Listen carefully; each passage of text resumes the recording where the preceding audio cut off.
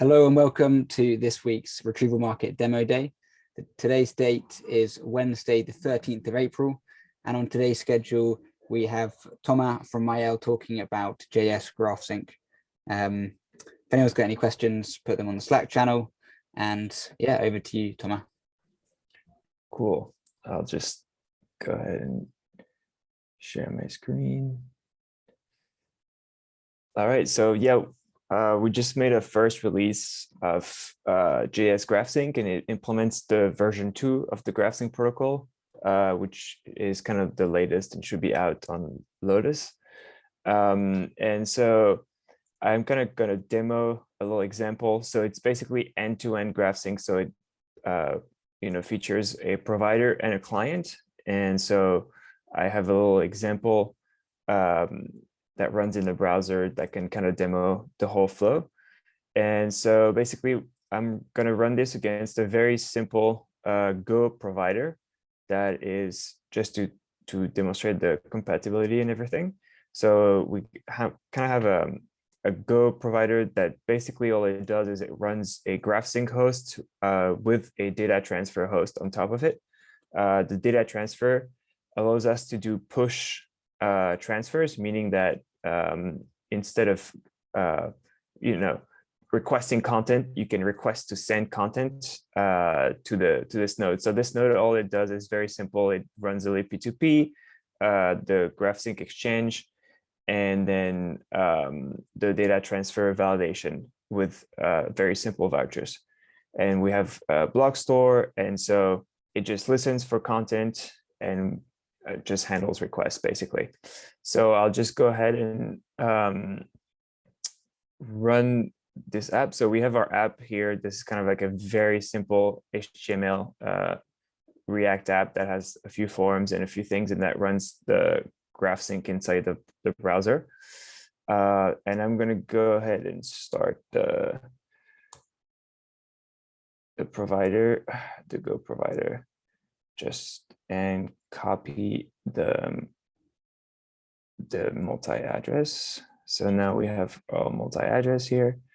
So this is the local address of the peer, the Go peer I was just kind of showing. And so I can add some files. So we upload files and chunk them in the browser. So I'm just kind of add a couple images, for example. And so this was just kind of chunked by the JS UnixFS importer. And so now we can kind of make an upload request to the Go node. So here we go. So that was just uploaded. So what happened is basically through the data transfer protocol, I'm sending a request to the Go host, and then the Go host will make a GraphSync request to the browser. And so the browser in this case acts as a GraphSync provider, so it sends back the content. And so now the content we know is stored on the Go node. So now there's something in addition, there is a verification that I'm going to demo that's kind of included in JS GraphSync. So what it enables us to do is create selectors that are able to select path inside of the UnixFS directory. So here my directory has 2 images. And so by essentially adding this path to it, first of all, I just reset the cache to make sure the blocks are not in the store. And so basically, if I want to select a specific image, let's say the Mexico one, I can just add this. And so basically what we'll do is create a specific selector to essentially tell the GraphSync host to use a specific reifier, which means that it will have a special node resolver, IPLD resolver for that node that will be able to kind of transform that node so it can be accessed through its essentially the name of the file inside of it.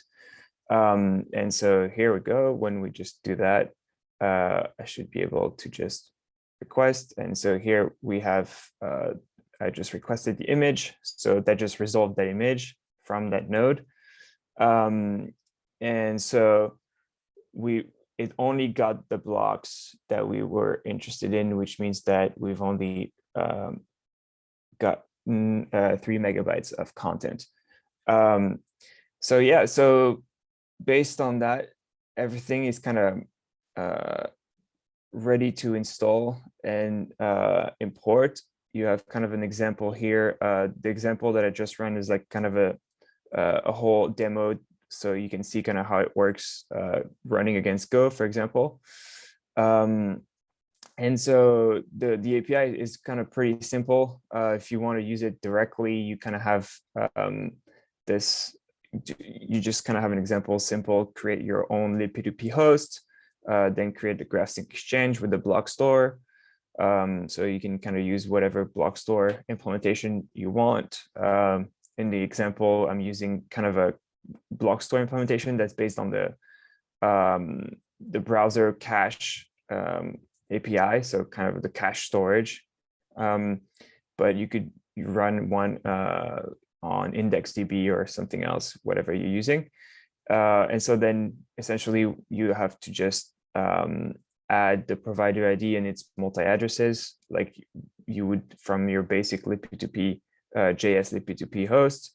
There's a convenience method that can generate the selectors that are verified based on the path that you give it. So that's kind of convenient. So you get a CID and a selector, and then you can run the request against it. And basically from the PID, the request opens up and all the blocks are stored in the block store. And so on top of it, you can just kind of save all the blocks in the block store, or there's also convenience methods for resolving the content immediately. And so what it does is basically you you can pass the request, which basically is a link loader. So it will just wait for the blocks to be available and then iterate through the blocks, and then just yield the bytes and resolve the UnixFS nodes. So then you basically have kind of a byte stream that's easy to consume. And here we have an example of it turning into a readable stream. So it's a transform stream, but essentially it's just the readable part that we're interested in. And so when we return a kind of an HTTP response, it's easier to consume. So you can kind of consume it as a blob, as a stream, as a whatever your use case might be inside of the browser. And you can also add content type. So there's kind of a basic example on how to do that. And so that also adds a data transfer extension on top of it to kind of show how to do this. It's very bare bones, meaning that there's no revalidation or anything like that. But it's kind of a good starting point for kind of understanding how to extend GraphSync from there and add other protocols and things like that. And then there's also kind of the convenience method for push, which we used as well. So this is just basically adding also an extension and creating a specific a dial over the data transfer protocol. So that's a protocol that's separate from GraphSync, but we use that as a way to notify the other peer that they can request the content from us. Since the browser cannot be dialed as a listener, we're the one dialing, and then we're listening to requests that are based on that same stream, basically. And so we just wait basically for the content and the response to come back once all the content has been received by the host. So again, very simple, no revalidation here, but it's just kind of a good starting point to understand how to and kind of demonstrate GraphSync in addition with a data transfer protocol.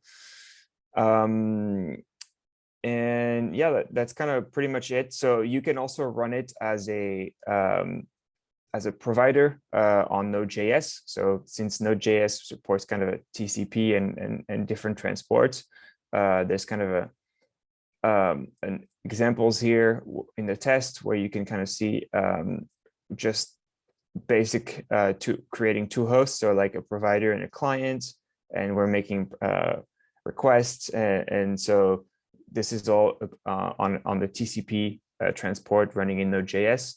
So it's kind of a basic example on how you can just run a GraphSync provider in Node.js.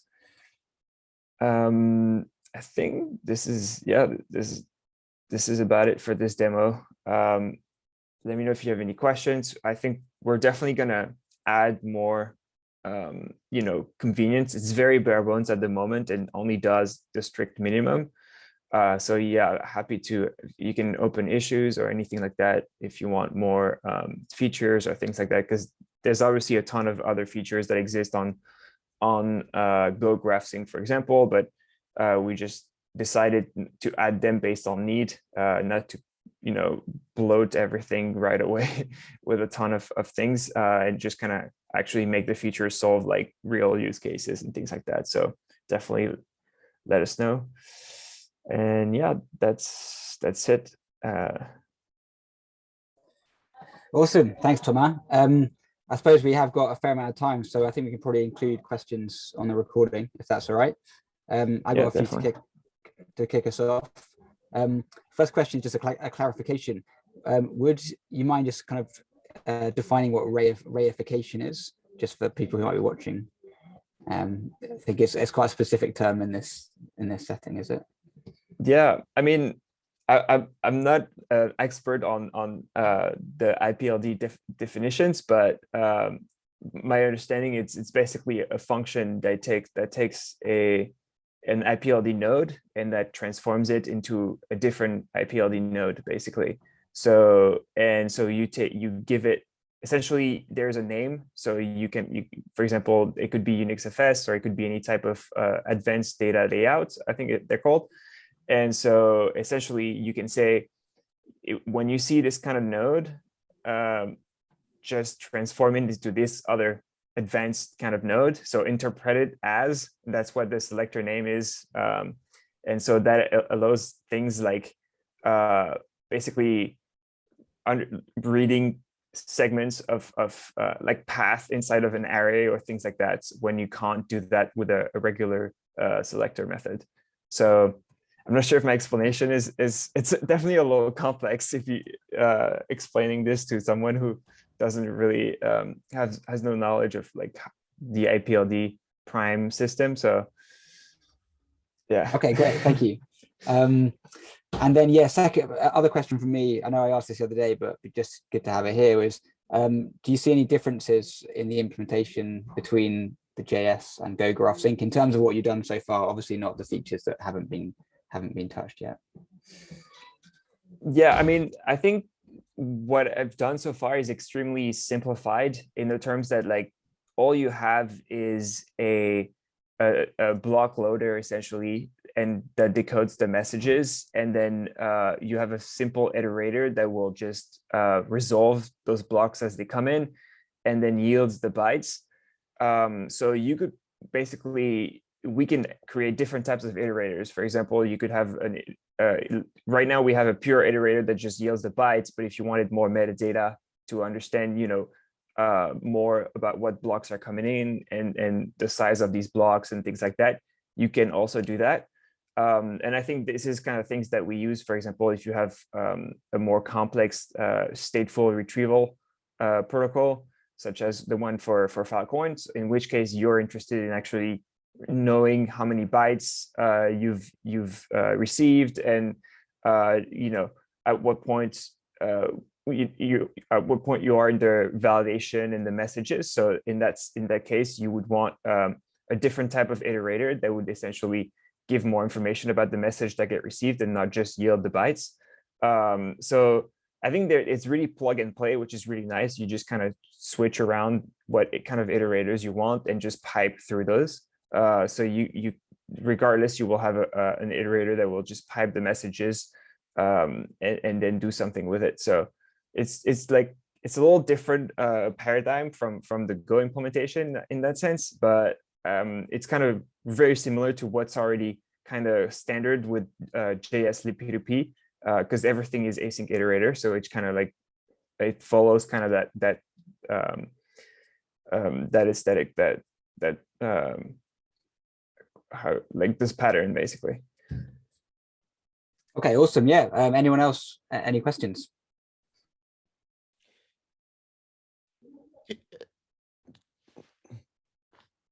Do you support resuming extensions like do not send first blocks or do not send SIDs?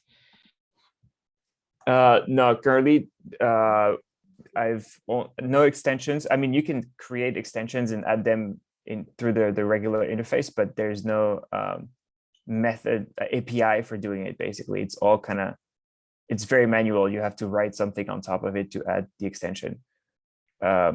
There's only kind of the metadata right now. It only kind of reads the metadata and things like that. So no extensions at this point. Makes sense.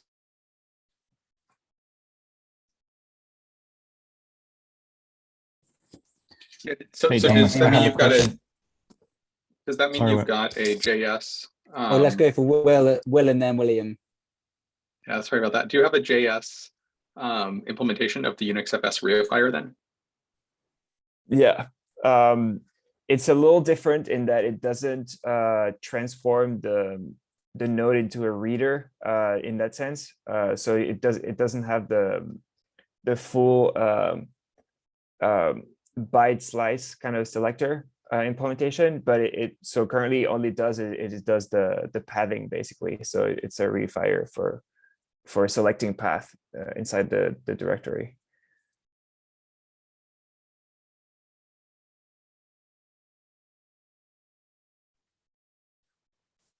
Nice. Yeah, William. Oh, sorry. Go on, Hannah. Yeah. I just had a Yeah, follow. William I up mean, next. it covers directories, but not files, essentially.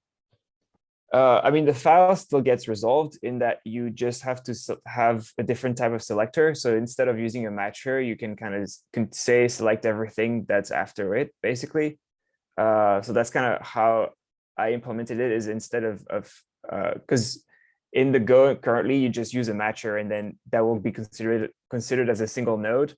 But I still consider all the nodes from that file as different as separate nodes, basically. So then it's like a regular traversal from there on, if that makes sense. Absolutely. Yeah, William, over to you. Thanks. Yeah, I have a question here. So I learned that the blocks are stored in the browser cache. So does it mean that until the cache is cleaned up, so the image or the data will be loaded from the cache if they're already being fetched? Right. Right. Yeah, it's using the cache storage API, but essentially all there's kind of a limit, so you can kind of use that as kind of a regular block store, but eventually it might get you might reach that limit and content will get evicted. But yeah, so you have to kind of, in this demo, for example, we reset the cache in between, and then you basically load it again from the provider. I see. Okay. Yeah. Thanks.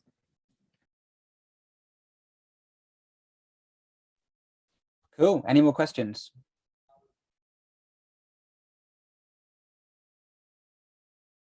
Cool. I'll wrap up the recording then.